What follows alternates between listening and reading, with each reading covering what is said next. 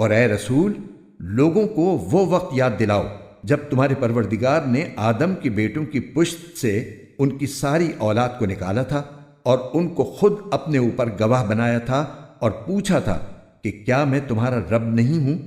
سب نے جواب دیا تھا کہ کیوں نہیں، ہم سب اس بات کی گواہی دیتے ہیں۔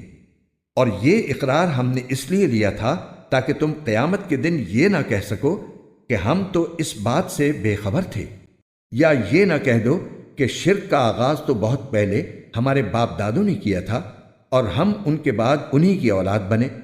تو کیا آپ ہمیں ان کاموں کی وجہ سے ہلاک کر دیں گے جو غلط کار لوگوں نے کیے تھے؟ اور اسی طرح ہم نشانیوں کو تفصیل سے بیان کرتے ہیں تاکہ لوگ حق کی طرف پلٹ آئیں۔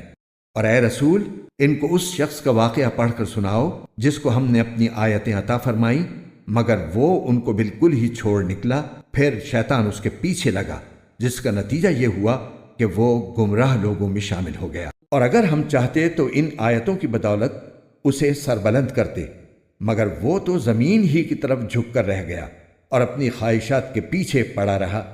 اس لیے اس کی مثال اس کتے کی سی ہو گئی کہ اگر تم اس پر حملہ کرو تب بھی وہ زبان لٹکا کر ہانپے گا، اور اگر اسے اس کے حال پر چھوڑ دو تب بھی زبان لٹکا کر ہانپے گا۔ یہ ہے مثال ان لوگوں کی جنہوں نے ہماری آیتوں کو جھٹلایا ہے، لہٰذا تم یہ واقعات ان کو سناتے رہو تاکہ یہ کچھ سوچیں۔ کتنی بری مثال ہے ان لوگوں کی جنہوں نے ہماری آیتوں کو جھٹلایا ہے اور جو اپنی جانوں پر ظلم کرتے رہے ہیں۔